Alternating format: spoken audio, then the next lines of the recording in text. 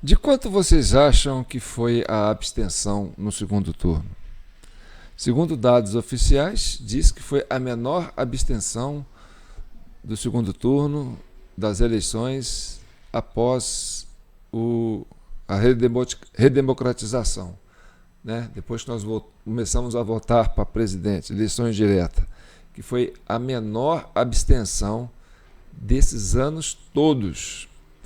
Mas eu tive a preocupação, né?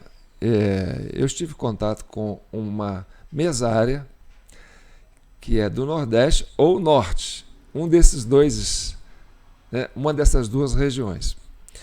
E eu não vou falar, né? Vou deixar abrangente duas regiões, do Norte e Nordeste. Ela é uma mesária desta sessão, trabalhou nessa sessão em 2000, e ela trabalha há 5 anos, há cinco eleições que ela trabalha. E eu perguntei para ela, né, na escola que ela falou assim, ó, na escola que trabalho deu pouquíssimas pessoas, não tinha ninguém votando desde cedo. Aí eu perguntei, de quanto foi a abstenção na sua sessão? Aí ela, mais da metade, no segundo turno. Aí eu perguntei, isso saiu no boletim impresso da urna da sua sessão? Você disse que no primeiro turno deu menos eleitores que no segundo? Quantos fiscais estavam na sua sessão? Quer dizer, eu fui fazendo perguntas para ela. Agora, essa não é uma questão que a gente vai conversar. Mas o que ela deixou para mim, e eu vou deixar mais aqui, mostrar aqui para vocês, ó. Não vou revelar quem que é a pessoa, né, por questões de sigilo, mas aqui ela fala, ó. Onde que ela fala? Mais da metade. Ó, mais da metade no segundo turno, ó. Não tinha ninguém votando, tá certo? Então, é importante que os mesários comecem a se posicionar. Por quê? Porque vai existir muita pressão em cima dos mesários. E o que acontece é o seguinte, nas apurações que aconteceram, depois que os logs foram publicados na internet pelo TSE, e o log, gente, é como se fosse uma caixa preta da urna eletrônica, tipo a caixa preta do avião, entendeu? Traz tudo o que acontece, né, durante o uso da ferramenta da urna eletrônica. E você tem as urnas antigas e as urnas novas. Desse período para cá, as urnas novas, né, a votação das urnas novas dava Bolsonaro na frente de Lula. Quer dizer, fechou com Bolsonaro na frente de Lula. Nas urnas antigas, o Lula fechou na frente do Bolsonaro. Então, às vezes, numa mesma cidade, no mesmo lugar, tinha uma urna nova e uma urna antiga. Na urna nova, naquela mesma zona eleitoral ali, na mesma cidade, pode ser uma cidade pequena ou não, a urna nova estava dando Bolsonaro ganhando. A urna antiga estava dando Lula ganhando. Então, as pessoas que trabalharam nas urnas antigas, né, é uma situação que a gente tem que analisar. Por que aconteceu isso? Tá certo? E eu fiz um pronunciamento aqui no vídeo 70, que a gente falou sobre a Operação Constituição Cidadã, que a Polícia Federal fez busca e apreensão e prendeu preventivamente o ex-diretor-geral da Polícia Rodoviária Federal, Silvinei Vasquez, né, que ele estava sendo investigado de algumas irregularidades que aconteceram no dia 30 de outubro, que foram aquelas blitz enormes, né, que deu ênfase no Nordeste. E falando sobre isso, eu quero falar o seguinte para vocês. Na época que aconteceu essas blitz, quem que foi para a rede social tocar o terror, falar, deixa o eleitor votar, deixa o Nordeste votar? Foi a turma da esquerda. Ou seja, eles fizeram uma espécie de uma hashtag e inundaram, né, os Twitter, tudo, com esse argumento. Deixe o eleitor votar. Vou mostrar para vocês. Vamos lá. Então, quando você pesquisa no Google, né, essa hashtag aqui, ó, deixe o Nordeste votar, você vai achar um monte de postagens, tá? E todas as postagens que você vai achar, ele é direcionada ao Nordeste. Então, aquela pergunta que fica, né? Isso aconteceu no dia 30 de outubro. No dia 30 de outubro, quem foi para as redes sociais, né, tocar um terror de que havia operação no Nordeste? E essa operação era só no Nordeste? Por que isso não foi deflagrado de uma forma mais abrangente? Mas por que essa campanha se refez, se colocou no Nordeste em especial? E vamos ver quem colocou isso no Nordeste. Aí você abre aqui, ó, esse aqui, ó, deixem o Nordeste votar. Deixe o Nordeste votar, lidera a menção no Twitter após ação criminosa da Polícia Rodoviária Federal. Quem postou? CUT, Central Única dos Trabalhadores.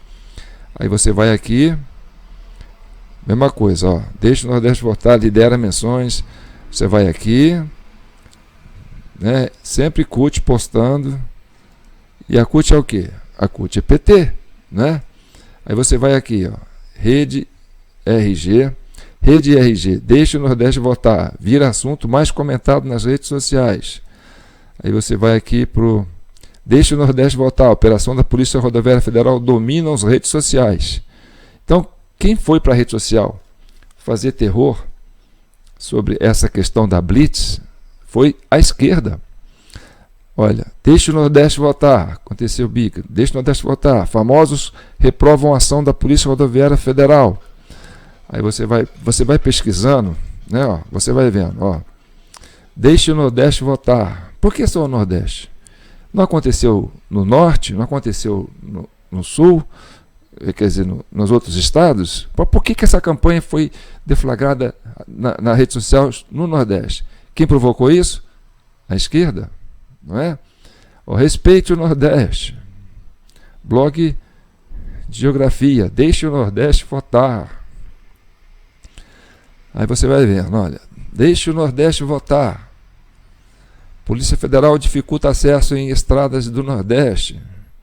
Isso virou assunto na rede social no dia 30. Vamos lá. Então, quando você pesquisa no Google,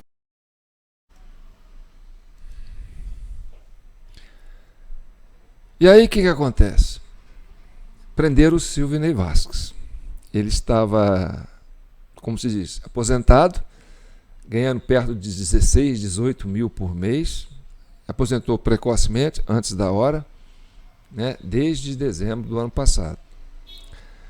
E aí, meu amigo, quando ele foi preso, a notícia veio, pum, prenderam o diretor-geral da Polícia Rodoviária Federal, o ex-diretor-geral da Polícia Rodoviária Federal.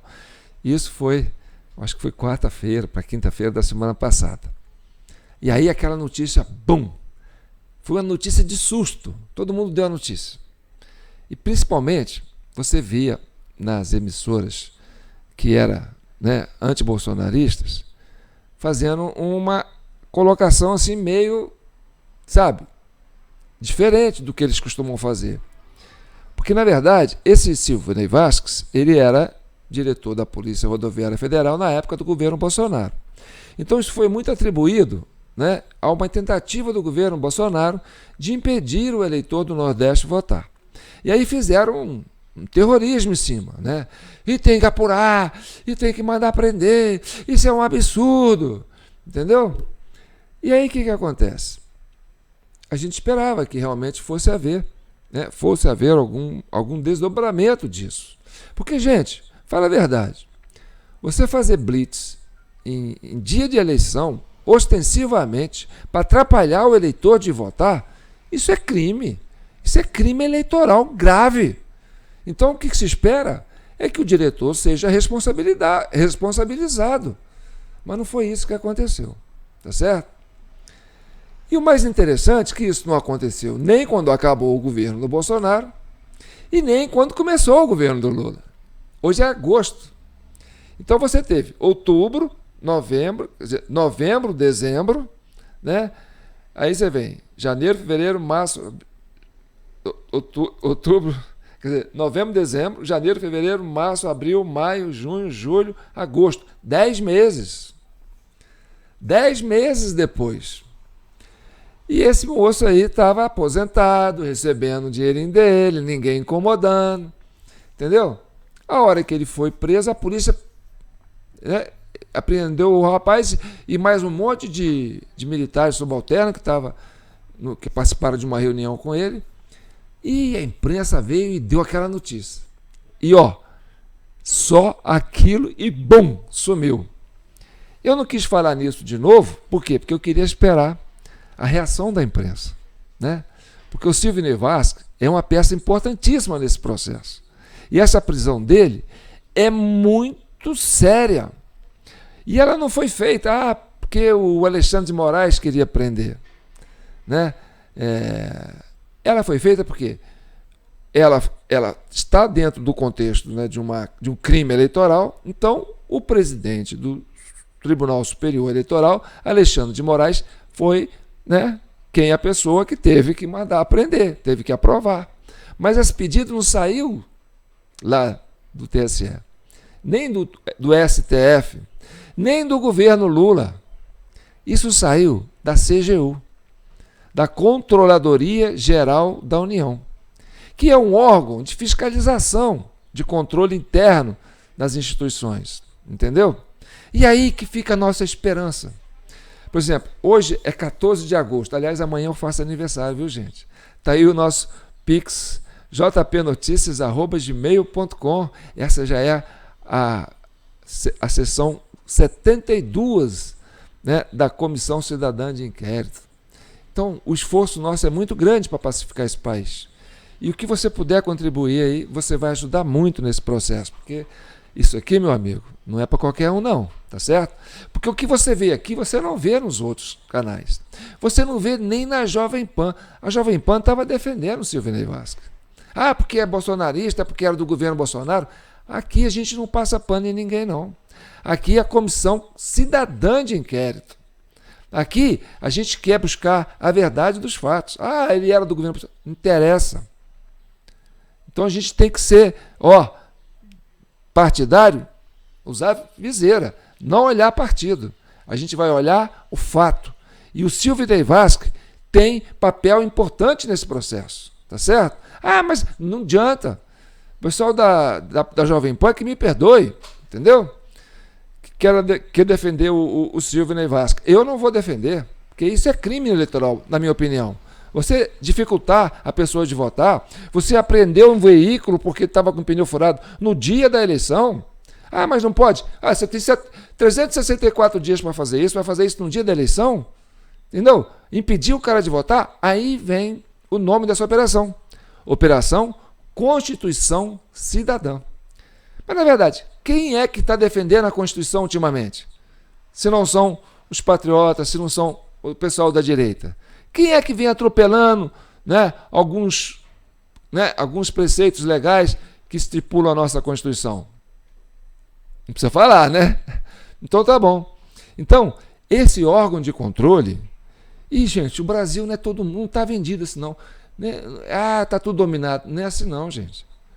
Muitas pessoas são pessoas de bem e querem que o Brasil seja um país sério. E como é que você vai ter um país sério se o candidato que sai de uma prisão, que tinha sido condenado por crimes assim, considerado até então, né, o maior crime de corrupção da história, o maior esquema de corrupção da história do planeta, de todos os tempos, e aí sai com ele, joga ele numa campanha, na certeza que ele ia ganhar uma eleição. Então, as pessoas tinham que estar muito... Quem fez isso tinha convicção. Nós vamos tirar ele da cadeia porque nós vamos fazer ele virar presidente. Lógico.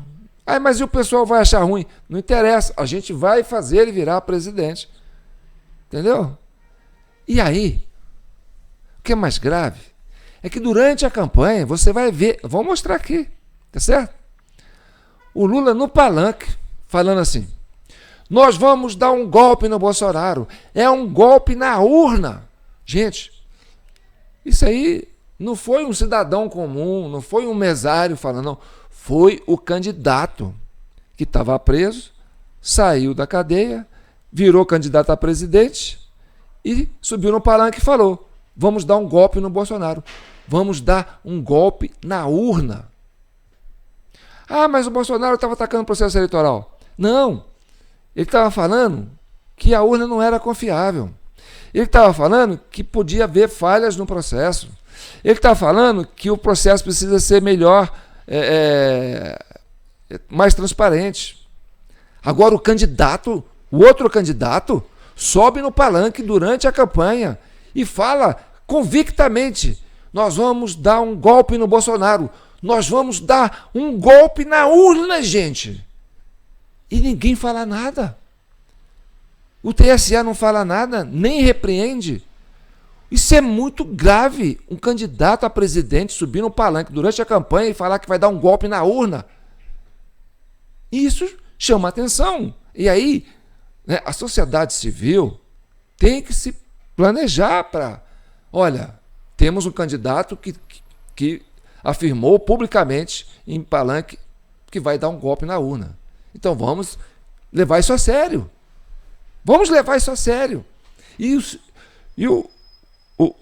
A Controladoria Geral da União tem gente lá que está levando isso a sério. Tá certo? E aí, nós vamos começar a entender isso da seguinte forma. Vou soltando uns recortes aqui, porque tudo que a gente traz aqui, gente, é material de estudo. Então a gente agradece as fontes, agradece todo mundo que está mandando, postando isso na internet. A gente não cria nada, a gente só busca elementos que estão na rede, que ajudam a gente a trabalhar essa linha de investigação. Então vamos começar por aí. Antes de mais nada, eu quero só falar para vocês que o Silvinei Vasquez, que é um militar, que foi diretor-geral da Polícia Rodoviária Federal, eu vejo ele na mesma condição do general G. Dias e na mesma condição do atual diretor-geral da Polícia Militar, Polícia do Distrito Federal, Polícia Militar do Distrito Federal, que é o comandante que agora assumiu lá. Na época do 8 de janeiro, ele era o subcomandante. Era o homem que estava responsável, né, pelas operações que iam deflagrar aquele negócio de escudo que eles falam, né? Operação Escudo. Mas ele foi um dos responsáveis, ou o mais responsável, né, por deixar as operações correr em banho-maria. Tipo assim, o pessoal fica sobre aviso, entendeu? Quando, na verdade, era para ficar de prontidão, quer dizer, aquartelado no quartel. Quer dizer, a tropa tinha que ficar pronta para agir, mas ele falou: não, deixa sobre aviso. O que é isso? Você fica em casa, fica aí no bar, você fica aí no clube, com a namorada, entendeu? Você vai pescar, mas fica sobre aviso, tá? Se precisar, a gente chama você. Quando tudo caminhava para um ato de violência dentro dos três poderes, ele fez isso. Só que ele foi promovido. Ele não foi nem incomodado. Ele virou o comandante. Entendeu? O G. Dias, general G. Dias, que era o chefe do GSI, responsável pela segurança do Planalto, pela logística das informações, né, a inteligência que filtra todas as informações, e essa informação de risco correu. Ele estava lá no dia 30 dentro do quartel, quer dizer, dentro do Planalto, interagindo com os bandidos. Então, são pessoas que você entende que têm culpa e participação no processo, mas que estão sendo privilegiados. A mesma coisa aconteceu com o Silvinei Vasquez. Olha, o Silvinei Vasquez, durante o 30 de outubro, fez operações sistemáticas em grande escala para atrapalhar o processo de eleição. Quer dizer, para atrapalhar o eleitor de votar. Isso é crime. É crime eleitoral, gente. Não tem lógica você criar uma super operação muito maior, quase o dobro da operação que se faz durante as festas juninas no Nordeste, que a gente sabe que são as festas que mais movimentam pessoas, veículos nas estradas. Criar isso no dia 30 de outubro, no dia de votação, que é um dia tranquilo. Entendeu? E esse cara estava tranquilo, estava solto. Quando prenderam esse cara, acendeu o alerta, falou: opa, prenderam um que ajudou no processo. Ah, mas ele não ajudou quem? Bolsonaro? Não, vou mostrar quem que ele ajudou.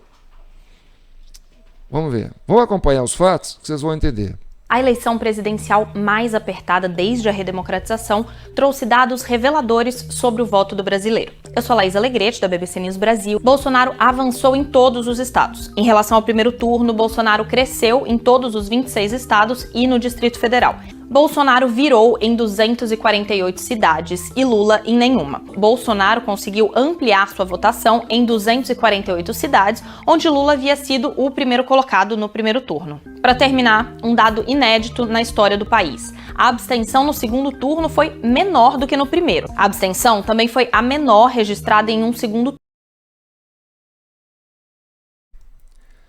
Preste atenção nessa fala. Lembra que eu te mostrei no celular a conversa que eu tive com uma mesária lá de um desses estados, do Norte e Nordeste? E ela foi convicta em afirmar: João, aqui no segundo turno foi tranquilo, vazio, quase não veio ninguém. A gente só ficou esperando a hora para fechar a urna. A abstenção foi maior, mais da metade. Mas aí você tem essa informação aqui, ó. Essa informação é o que circulou na mídia, entendeu? Vamos voltar aqui para vocês verem, né, esse pedacinho. E você viu o Bolsonaro crescendo no Brasil inteiro? Entendeu? Inclusive no Nordeste. Havia sido o primeiro colocado no primeiro turno. Para terminar, um dado inédito na história do país. A abstenção no segundo turno foi menor do que no primeiro. A abstenção também foi a menor registrada em um segundo turno desde 2006. Pelo menos 619 ônibus tinham sido abordados no país até às 17 horas, horário de encerramento da votação. A região Nordeste foi a mais afetada, com quase 300 abordagens. De acordo com os dados disponíveis, o número de abordagens foi 108% superior ao registrado no dia 2 de outubro, primeiro turno da votação, quando 297 ônibus foram parados pela PRF. No fim da tarde de domingo, Moraes minimizou o impacto da ação da PRF no comparecimento dos eleitores às urnas. Então, o que acontece? G. Dias, intocável, né? O Coronel Klepter, não consigo falar o nome dele, Klepter, que era tenente-coronel, que era subcomandante, né? Virou o comandante. E o homem responsável por deixar o pessoal sob aviso e não aquartelado. O Silvio Vasque, o cara responsável por fazer essas blitz no Nordeste, que deu esse problema todo, estava de boa. 10 meses, gente, recebendo um vencimento de aposentado. Aposentou antes da hora, rapaz novo. Quer dizer, estava protegido, estava intocável. De repente, ele é preso. Aí a notícia vem, pum, depois some. Pesquisa na internet. Hoje, por exemplo, hoje é dia 14/8. Pesquisa na internet. Vai lá, prisão de Sidney Vasco. Você vai ver dia 4, quer dizer, você vai ver 4 dias atrás, né? Hoje é 14, dia 10, dia 9, entendeu? Você vai ver isso. Depois dá um vácuo, dá um branco. Ou seja, não se toca no assunto, né? Camada sobre camada. Coloca outra coisa aí. Pega as joias do Bolsonaro com a Michelle. Tampa isso aí. Enquanto isso, acontece, né, uma batalha de gigantes, de titãs, dentro da CGU. Porque lá na CGU tem gente que está metendo o dedo na ferida. E eles estão indo para cima lá. Lógico que eles vão. Entendeu? Porque a coisa vai caminhar para a questão do mesário. Entendeu? Então, olha, vou mostrar para vocês aqui. Vocês pensarem comigo. Tá certo? Vamos lá. Aí, ó. Aí onde foram, né, as abordagens concentradas no Nordeste. Tá certo? Então, a concentração de votos no candidato petista no segundo turno coincidem com locais onde houveram maior número de abordagem da Polícia Rodoviária Federal. Por dedução, esta ação contribuiu para beneficiar a candidatura de Lula. Lógico, se o que deu a vitória para o Lula foi o Nordeste, e essas blitz aconteceram de forma anômala, não é normal, não é padrão, não é praxe, é até criminoso. Então era para assim, isso aconteceu, se o Bolsonaro queria que ganhar no Nordeste, entendeu? Ele teria ganho com essa coisa. Mas foi justamente aonde aconteceu as principais, as maiores abordagens, foi onde o Lula ganhou. Então não cola esse discurso, que o Sidney Vasquez estava ajudando o Bolsonaro. Mas ele postou uma mensagem de apoio ao Bolsonaro na véspera. Horas. Entendeu? Vai me enganar que eu gosto, rapaz. Quer dizer, você quis se vincular ao Bolsonaro, isso pode ser caso pensado. Porque se você fosse realmente bolsonarista, você já estava preso há muito tempo. Esse pessoal prende até respiração de quem fala que é bolsonarista. Entendeu? E você, que defendeu o Bolsonaro no dia da eleição, botando foto sua lá, quer dizer, fazendo comentário, e depois faz essa blitz, e ninguém te prendeu. Você ficou aí durante 10 meses recebendo, sem trabalhar, aposentado, de boa. Quer dizer, saiu da cena, assim como o G. Dias, né, foi descoberto, saiu da cena, quando ele foi descoberto, que aí as investigações começaram a avançar, aposentou, saiu de cena. Entendeu? Era funcionário de carreira, não era cargo de confiança igual o G. Dias, entendeu? Aí, não, aposenta, sai, fica na boa aí, ninguém mexe com você. Mas as investigações foram avançando. Só que tinha a Controladoria Geral da União, né? Mas tinha Corregedoria da Polícia Rodoviária Federal. E o corregedor estava barrando as investigações. Foi afastado também. Por quê? Porque estava numa esfera maior, então a influência vem de cima para baixo. Aí que a CGU entrou. Vamos ver.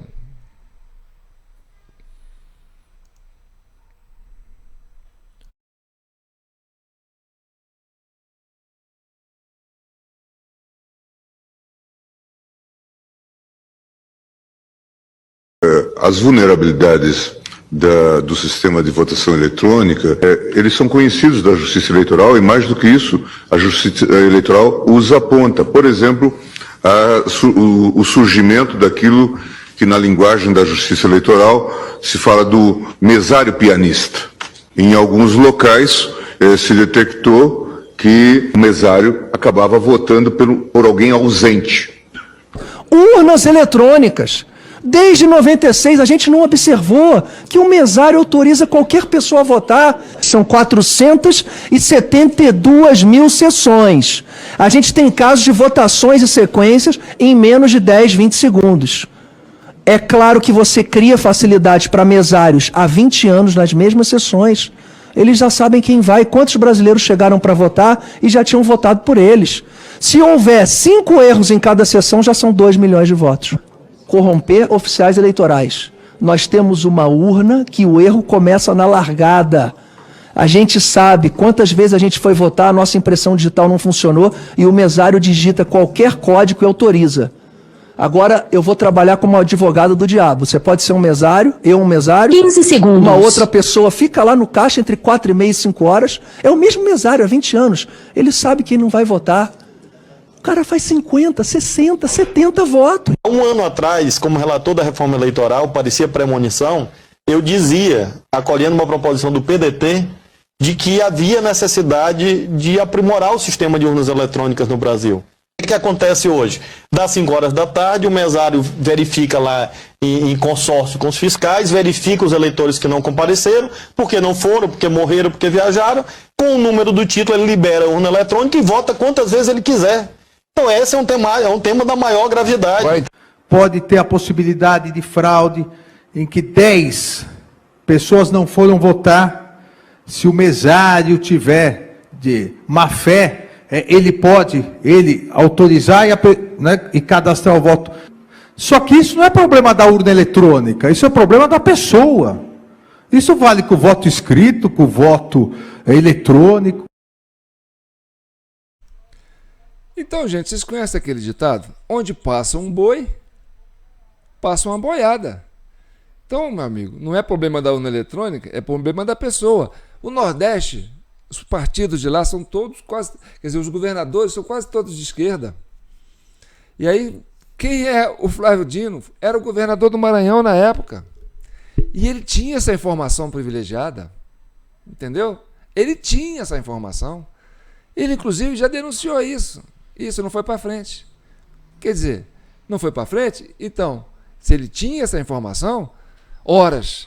Se o ministro do Supremo, Gilmar Mendes, tinha essa informação, se o próprio presidente do TSE tinha essa informação, por que esconderam isso da população? Hein? Não é uma atitude suspeita? Fala para mim. Fala para você mesmo. Nossa, era mesmo, hein? Se falasse mal da urna eletrônica, era fake news, era crime, ia ser censurado, podia ser processado. Não podia falar mal da urna eletrônica. Por quê? Para não descobrir essas informações que vocês sabiam que ia acontecer. E vocês, sabendo disso e escondeu isso, isso é uma atitude suspeita. Isso é omissão. E omissão é crime. Tá certo? Olha tanta coisa que a gente está vendo. Né? Você tem um candidato que fala no palanque que vai dar um golpe no Bolsonaro e que vai dar um golpe na urna. Depois você tem esses 3 ministros que falam que tem o mesário pianista, que faz o diabo com a digital dele e que ele vota quantas vezes ele quiser depois das 5 horas. Então, meu amigo, o que eu preciso falar mais? Entendeu? Para a CGU não tomar uma atitude. É lógico que a CGU está vendo isso.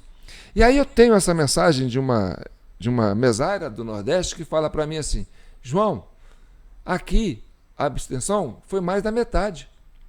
Aí você pensa, pô, se aí a abstenção foi mais da metade e no resultado da apuração, a hora que abre as urnas, é a menor abstenção da história dos últimos anos, da época da redemocratização. Então, que avolumou, né, que avançou com essas votações para diminuir a abstenção? Aí seria o dedo do mesário? Lógico, você abre essa coisa. Então, essa eleição, por si só, já deveria ter sido impugnada. Primeiro, pelas falas desses senhores que admitem que existe essa fragilidade e essa possibilidade de fraude. Segundo, pela diferença das abstenções, que era para ser maior no segundo turno e sempre foi maior no segundo turno. E dessa vez foi menor do que no primeiro. Olha que coisa louca. Numa época em que ninguém queria votar para ninguém, porque tinha, quer dizer, cara que ia votar no PT, no Lula, sei lá se ele estava motivado a votar no Lula, entendeu? Nem sei, no segundo turno, nem sei se estava. Então é provável mesmo que a abstenção tenha sido menor de 50%, como diz essa mesária, entendeu? Isso aí, cada caso é um caso, cada cidade é uma cidade, mas tem que apurar. Então, vamos continuar trazendo para vocês mais informações. O Ministério Público pediu a anulação da aposentadoria do ex-diretor da Polícia Rodoviária Federal, Silvio Ney Vasquez. E o MP, junto ao Tribunal de Contas da União, pediu a anulação da aposentadoria de Silvio Ney. Conforme a legislação, o servidor que responder a processo disciplinar só pode ser exonerado a pedido ou aposentado voluntariamente após a conclusão do processo e o cumprimento da penalidade. Então, o que diz Rocha Furtado? Diz que Silvio Ney está respondendo uma série de processos e, por isso, ele não poderia ter sido aposentado. Esta prisão preventiva, né, e Thais Arbex trouxe a informação de ontem. Uma das razões para ter sido pedida e decretada a prisão preventiva era ainda a ascendência que ele tinha sobre pessoas na corporação, esse temor reverencial que poderia ter, pelo menos 2 testemunhas teriam sido coagidas ou se inibiram na hora de prestar os seus testemunhos nessa investigação pela ascendência que o ex-diretor-geral da PRF tinha. Tudo isso vai formando um caldo que joga Silvio Ney Vasquez em uma dificuldade não só do ponto de vista criminal, mas também desse ponto de vista administrativo. Vamos direto a Brasília porque estamos com a nossa repórter Marina Demore, que ela está com o corregedor-geral da Polícia Rodoviária Federal. Nas investigações da Corregedoria que antecederam até essas investigações da Polícia Federal, foram encontrados indícios de irregularidades nessas operações no segundo turno das eleições? As nossas investigações foram avocadas pela Controladoria Geral da União. Estávamos em curso com duas investigações referentes a esses eventos que eu citei. As duas foram avocadas porque poderia envolver o ex-diretor. E no caso de havendo investigação em desfavor de diretor-geral ou ex-diretor-geral, a competência não é da Corregedoria Geral do órgão e aí passa para a CGU. Então a CGU entendeu por avocar e essas investigações estão tramitando lá na Controladoria hoje. Toda denúncia que chega em desfavor de qualquer servidor da PRF, nós fazemos uma investigação, fazemos o processo e aplicamos a eventual penalidade se no final ficar comprovada a responsabilidade do servidor. Porém, sendo esse servidor o diretor-geral ou algum outro ex-diretor-geral, a competência é como se fosse uma espécie de foro, né? É como se fosse uma espécie de foro privilegiado, a gente pensando no processo judicial. Aí a competência não é mais da Corregedoria Geral, a competência, quem pode investigar e quem pode processar e aplicar a penalidade, aí vai ser o Corregedor Geral da União, que é um órgão, um setor lá da Controladoria Geral da União. Então a gente tinha as investigações aqui tramitando porque elas poderiam apontar irregularidades de outros servidores, como diretores, superintendentes ou até policiais que não estavam com cargo de gestão. Então a gente estava fazendo essa investigação. Mas como havia a possibilidade de também implicar o diretor, a CGU entendeu por bem avocar o processo que apurasse todos os fatos, inclusive com os servidores que não eram diretor-geral.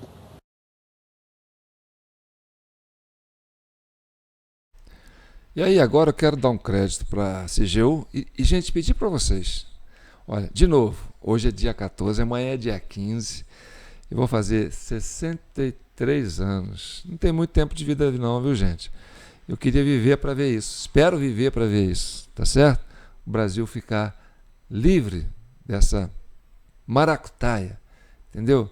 Que é essa coisa da digital do mesário, entendeu? Então, agora vocês vão conhecer um pouco, né? Rapidinho, né? Por que a CGU está no meio? Sim, tem pessoas sérias nesse país, gente. Acredite, reze por elas, entendeu?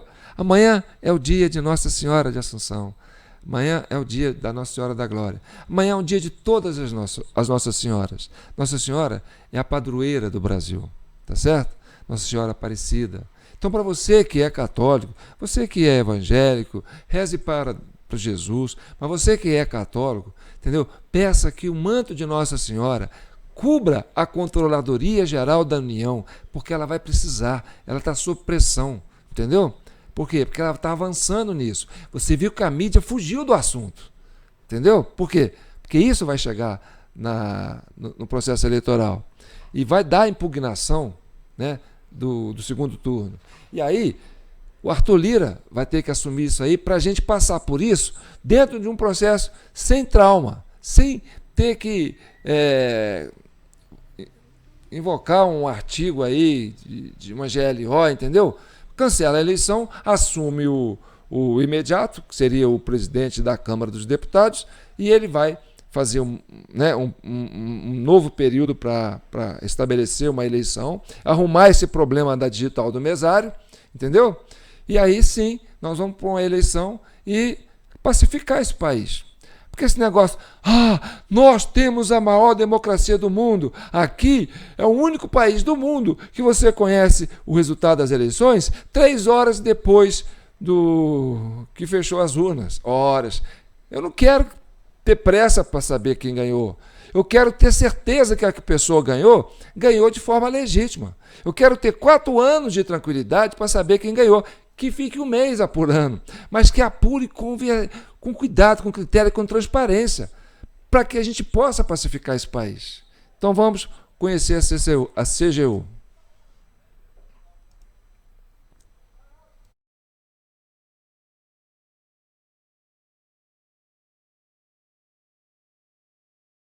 A CGU tem uma estrutura abrangente e integrada, composta por 5 grandes áreas de atuação.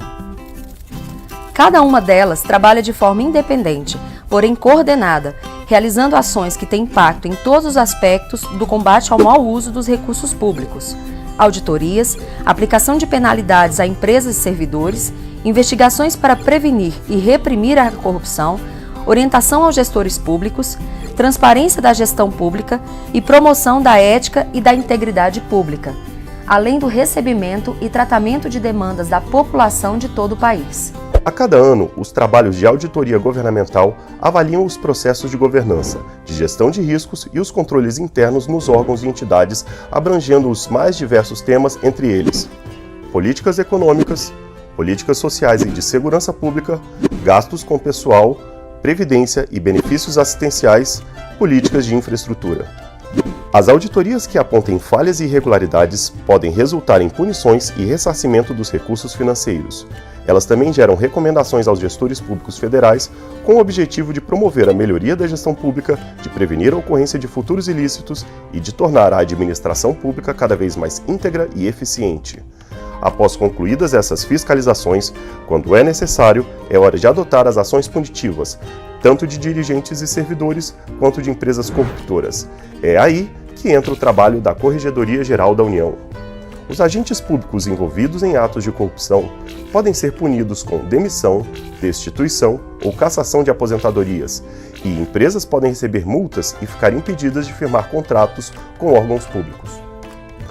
O trabalho de repressão aos casos mais sistêmicos cabe à Secretaria de Combate à Corrupção, responsável pelas atividades de inteligência e de produção de informações estratégicas, inclusive por meio de investigações, como é o caso das operações especiais. Outra importante frente de atuação da CGU é prevenir a corrupção, tarefa que está sob a responsabilidade da Secretaria de Transparência e Prevenção da Corrupção. A Controladoria valoriza e estimula o controle social, a transparência e a participação dos cidadãos na gestão pública, na fiscalização e no monitoramento das ações de governo. Então, gente, a gente tem que apostar nisso, tá certo? Apostar na CCI, na Comissão Cidadã de Inquérito, porque se não for a sociedade civil organizada, né, se fazer valer, se colocar perante os desafios, né, o Brasil vai ficar entregue. E as nossas instituições têm que ser resguardadas desses grupos que têm interesses difusos, entendeu? Então, tudo que está mostrando que tem uma anomalia tem que ser investigado, tá certo? Por exemplo, o fato de, na metade do primeiro para o segundo turno, né, o pessoal da campanha do Lula procurar o presidente do Supremo Tribunal Federal, o Barroso, para criar uma coisa sem pé, sem cabeça, que é para oferecer ônibus gratuito para as pessoas, transporte gratuito para as pessoas votarem no dia 30 de outubro. Isso não tem amparo legal. E o Supremo faz isso. Por quê? Porque primeiro não tem como colocar não tem orçamento para isso, tá certo? Como é que você vai planejar um negócio desse orçamento? Né? Quem vai pagar isso? Quem vai pagar esses transportes? Ninguém trabalha de graça, nem relógio trabalha de graça. Você tem que dar corda nele, né? Então, isso aí por si só já é gravíssimo. E o Barroso aceitou fazer isso a pedido de um dos candidatos, pelo interesse de um dos candidatos, que é o Lula, entendeu? Agora, tem que ver se ele fez isso de forma monocrática ou se ele reuniu o colegiado e o Supremo inteiro, né? O colegiado Supremo aprovou uma aberração dessa, entendeu? De oferecer transporte gratuito para as pessoas no segundo turno. Porque não tem previsão orçamentária. Isso no meio da campanha, e não falou nada com o outro candidato, entendeu? Olha só, unilateral, isso para mim é crime eleitoral. É passivo de você impugnar uma campanha. E aí você tem também o TSE, o Alexandre de Moraes, ratificando e dando validade para isso, que eu também não sei se é possível fazer isso. Não tem previsão orçamentária o Alexandre de Moraes. Você tem que entender de economia. E outra coisa, não se muda a regra do jogo no meio do jogo. Isso gera impugnação da votação do segundo turno. Lógico. E aí você tem depois esse ministro do STF, que na época presidia o STF, e fez essa gentileza para a campanha do Lula, né? Vai para um comício lá da Uni, dos estudantes, que a gente sabe que é de esquerda, e grita lá: nós derrotamos o bolsonarismo. Olha só que ponto nós chegamos com os nossos magistrados. Aí você tem o presidente do TSE também falando mal do pessoal do Bolsonaro, falando que eles são preconceituosos, que não gosta deles, entendeu? Então, os caras falam fora dos outros, falam os absurdos, e não quer que a população fique indignada, né? Vamos ver.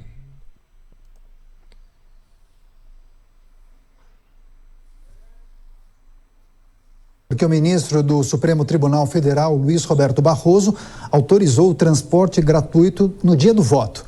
Que ontem o ministro Luiz Roberto Barroso ele se reuniu com lideranças ligadas à campanha do candidato do Partido dos Trabalhadores e também advogados que foram ao Supremo Tribunal Federal justamente defender a obrigatoriedade desse transporte público em todo o país para a população, que eles afirmam que houve uma grande abstenção porque muitas pessoas não teriam ali o dinheiro necessário para se deslocar até o local dessa votação. Mas Barroso entendeu que mesmo diante de todo esse cenário, a obrigatoriedade não é respaldada em lei e que também não existe, como eu disse, um recurso ali orçamentário destinado para isso.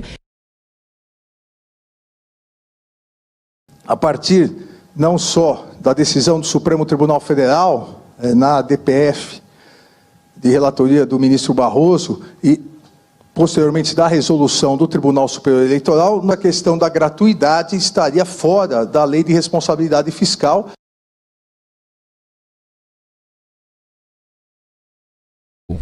Né, essa hashtag aqui, ó, deixe o Nordeste votar.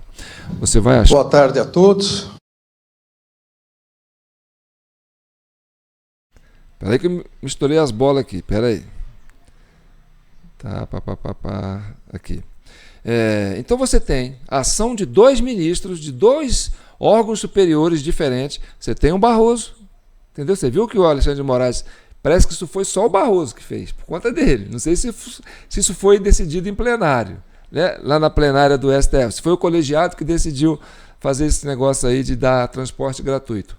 E você tem o Alexandre de Moraes no presidente do TSE, né?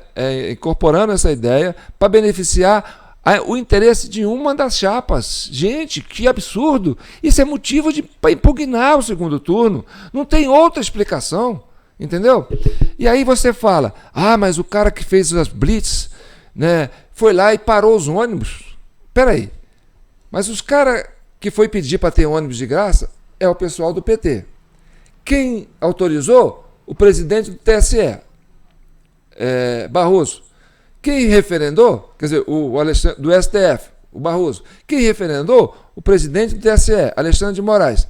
E aí, vem o Silvio Nevasque, cria um auê danado e vai lá para o Nordeste e pega os ônibus, que era para ser de graça, e começa a parar os ônibus na estrada?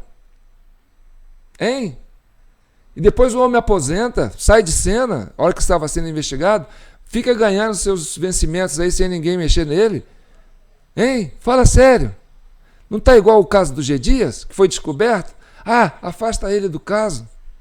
Mas ninguém põe a mão no cara. Mas pegaram o Silvio Nevasque. Aí a turma está de olho ali em pé. Entendeu? E você só vê isso aqui, gente. Porque aqui a gente é uma comissão cidadã de inquérito. A gente não tem partido, a gente quer buscar a verdade. Por isso que eu falo, se você não ajudar a gente com jpnoticias@gmail.com, vocês não vão ter isso em lugar nenhum. Tá? Qualquer valor que vocês der aí, gente, ajuda. Dá uma pausa aí, vou mandar um trocado para ele lá, nem que seja uns centavos, porque esse cara aí tá peitudo, ele tá realmente mexendo na ferida. Porque é aí que está o problema. Entendeu?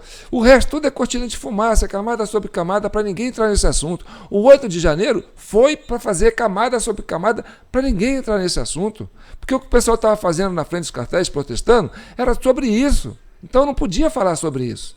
Então, quando saiu a prisão do Sidney Vasquez, entendeu? Foi aquele auê, pum!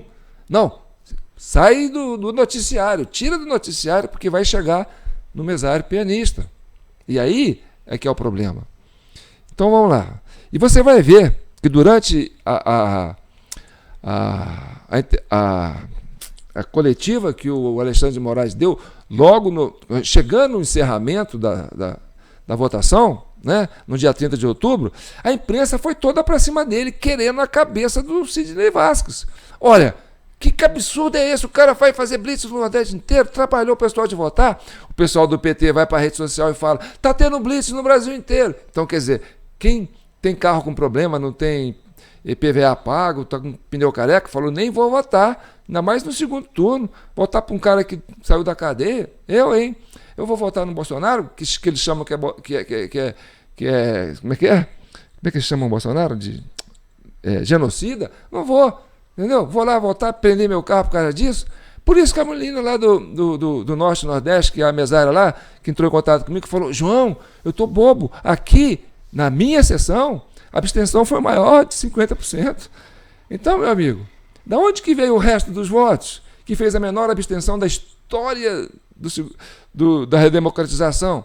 Isso é que deixa a gente preocupado e faz a gente investigar. Por isso que é importante vocês trabalharem junto com a jpnotícias@gmail.com e dar qualquer valor aí para a gente não parar com isso. Porque aqui ninguém vai bancar a gente. A gente não tem instituição, não tem partido, a gente não recebe esse volume que esses partidos recebem de dinheiro nosso, entendeu? Para cuidar das coisas que era importante, que era fiscalizar esse processo eleitoral, entendeu? E na CPI você não vê isso. Inclusive na Jovem Pan você não vê isso, porque o pessoal lá está defendendo o Silvio Ney Vasquez. É só aqui e na CGU. Rezem pela CGU. Então vamos lá.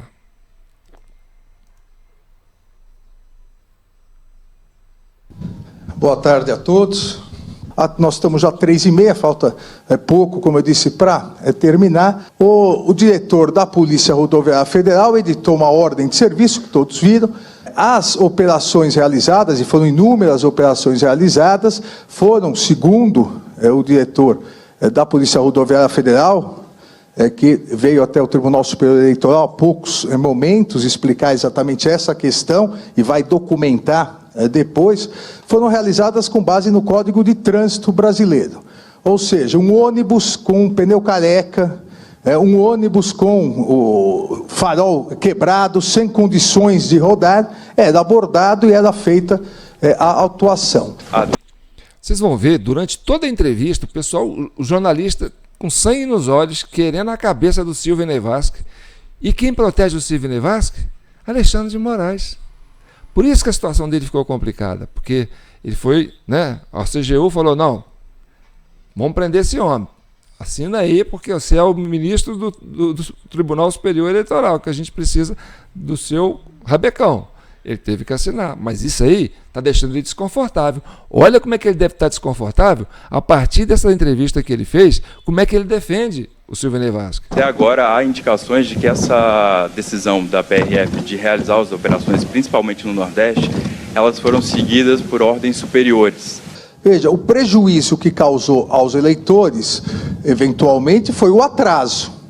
Não houve nenhum prejuízo no exercício do direito de voto. Há um link do Twitter e a gente pode ver um carro parecendo ser de passeio sendo abordado. E se há algum outro tipo de ocorrência que vocês verificaram, de participação de outros entes em talvez dificuldade de locomoção de eleitores durante todo esse período? Não verificamos nenhuma outra obstaculização. Há relatos de que essas operações estariam acontecendo, talvez de uma maneira desproporcional, em estados do Nordeste. A questão de aonde é feita a operação, isso não é da alçada do Tribunal Superior Eleitoral. Como é que o senhor sabe que nenhum ônibus voltou? Isso é baseado apenas no que o diretor-geral da PRF informou para o senhor? O diretor da Polícia Rodoviária Federal solicitou uma audiência e veio aqui, como eu disse, explicar os motivos da ocorrência daquelas operações. E eu insisto, não houve nenhuma, as informações dos tribunais regionais eleitorais, da Polícia Rodoviária Federal e de todos os próprios eleitores, não há nenhum eleitor que disse que deixou de votar, que voltou à origem por causa das operações. Então não houve prejuízo aos eleitores.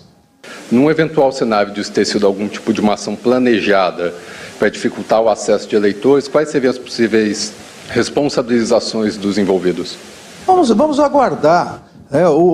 Veja, o diretor da Polícia Rodoviária Federal disse por escrito naquela ordem de serviço e hoje na reunião, na audiência, e falar isso por escrito, que foram operações realizadas com base no Código de Trânsito Brasileiro.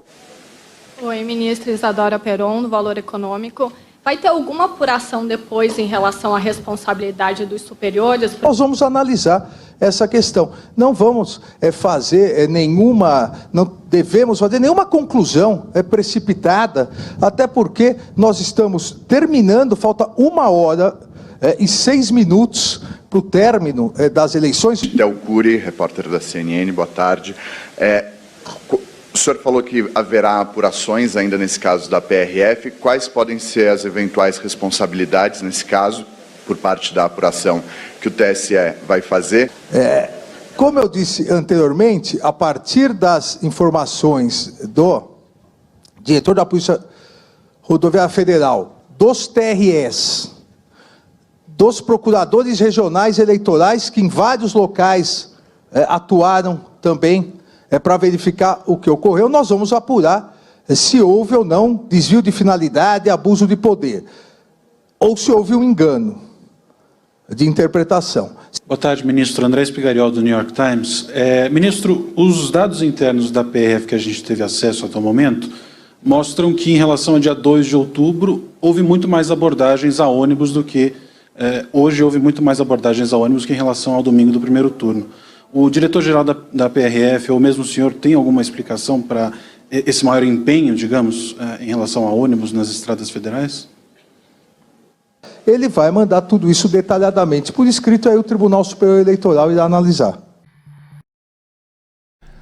Então, meu amigo, isso aí, ó, ele pediu aposentadoria em dezembro. Ele foi afastado do cargo, né? Tiraram o sofá da sala em dezembro.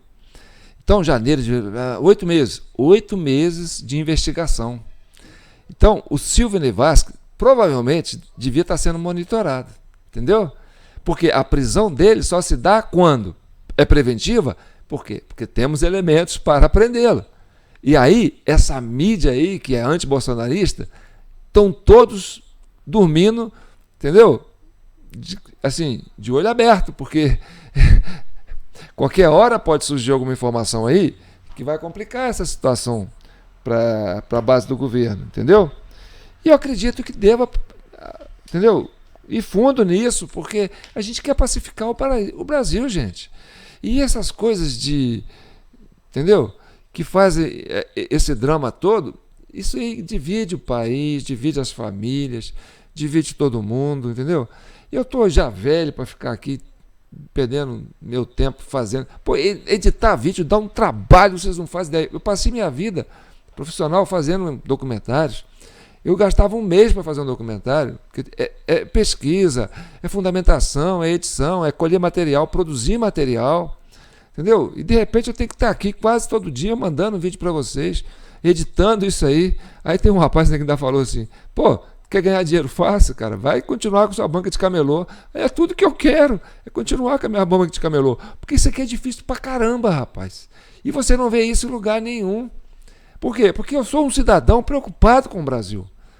Preocupado com o futuro do Brasil. Dos nossos filhos, dos seus filhos, das famílias que precisam, entendeu? De receber bons serviços. Então, se você não me ajudar e não rezar para a CGU, a gente corre o risco de isso ir por água abaixo. Vamos terminar com quem derrotou o bolsonarismo. É que todos nunca pensaram que tivessem pessoas tão próximas, fascistas, racistas, misóginos, pessoas de uma convivência. Nós derrotamos o bolsonarismo!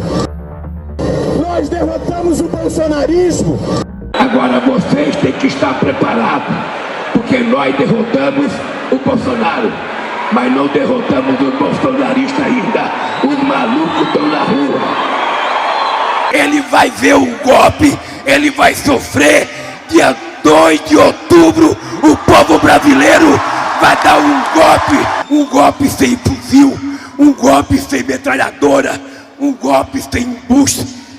Sabe por que eu confio na urna eletrônica? O primeiro em 2002, 2006, 2014 e o segundo em 2018. E vamos ter um primeiro outra vez em 2022. O Alckmin, claro, esse quase o Fidel Castro, 4 mandatos lá, camarada Alckmin. Não sei quantos mandatos lá em São Paulo. Que a história não é o que acontece, a história é o que a gente faz. Eu não terei nenhum problema se tiver que fazer uma chapa com o Alckmin para ganhar a eleição para governar esse país.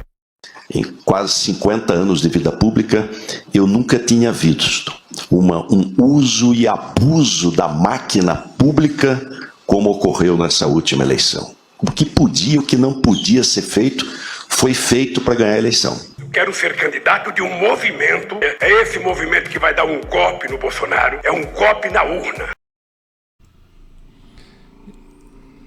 Então, gente, para vocês que não gostam do Arthur Lira, que acham que o Arthur Lira não é uma pessoa certa, Arthur Lira vai cair na sua mão. Você vai ser procurado daqui a pouco, em breve, entendeu? Por um grupo de notáveis, tá certo? Que vai falar para você, arregace as mangas, vamos criar aqui um governo provisório, você vai precisar de muita ajuda, de muita bênção. Ah, mas você não serve. Serve, porque é você que está aí, é na sua mão que vai cair, entendeu?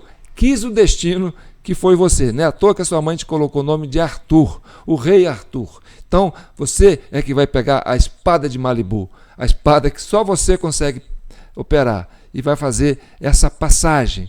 Nós vamos criar essa ponte para um futuro de estabilidade, um futuro de democracia plena, um futuro de transparência, um futuro de progresso, tá certo? Porque o Brasil é rico, é grande e é abençoado por Deus e por Nossa Senhora, tá certo? Então amanhã, dia de Nossa Senhora, peça que essa Nossa Senhora, até vou mostrar minha Nossa Senhora para vocês aqui, ó. Eu sei que a turma dos evangélicos, peço até licença para vocês, entendeu? Olha ela aqui, ó. Ela fica aqui, do meu lado. Então, amanhã é meu aniversário, eu faço aniversário junto, um dia que a Nossa Senhora foi Assunção, né, de Nossa Senhora. Então, o Brasil é governado, entendeu? E tem um amparo de uma mãe, a mãe de Deus, gente. Se você é de fé e acha que o universo tem um Deus que coordena tudo isso entre nós, põe a fé na mãe do Deus. A mãe de Deus é a mãe de todos nós. Então fiquem com Deus.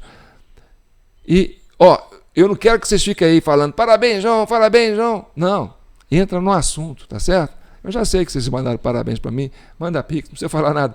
Mas não gasta tempo mandando parabéns para mim, não.